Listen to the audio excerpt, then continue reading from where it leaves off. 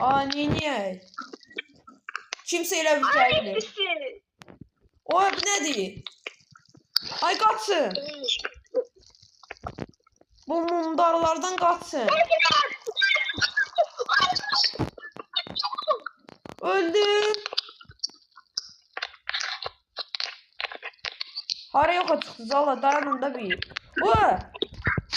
Vurdum ben. Narahat olmuyor. 0-0 yanımdadır. Çabuk Ama salam. ben işledi. Vurdum hayır olmadı. Ay vurdum hayır olmadı yalo. Sana yanında kaçsan Yusuf.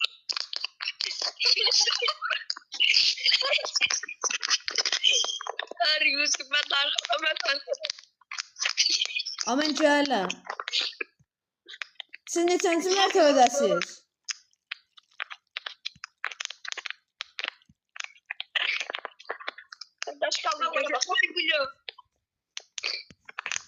Hardasınız siz? Neçənci mərtəbədə? Burada dur geliyor. Her şey yanmadı bile. Hardasınız da siz? Varam. Kanka biz burada edip kanka aldık burada. Ən aşağıdasınız.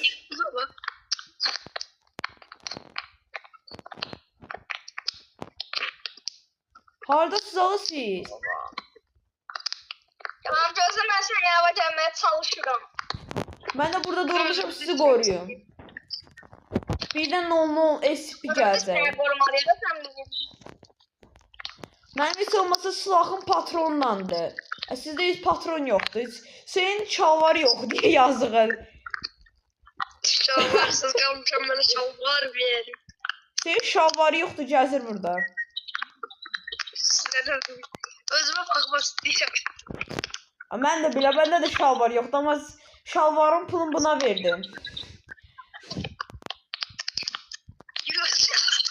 Yusuf paltarı gitti. Yusuf paltarı gitti.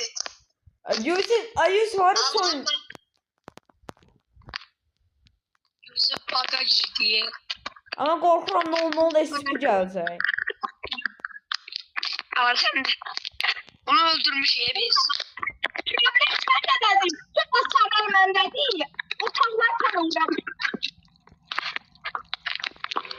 Buradayım. Gəl bura. Tamam.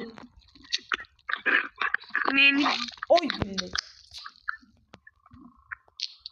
Gəlin. Mən qabaqda gedirəm. Yusuf spesial nasıl kimi qabaqda gedir ölsü bölüm. Öldüre.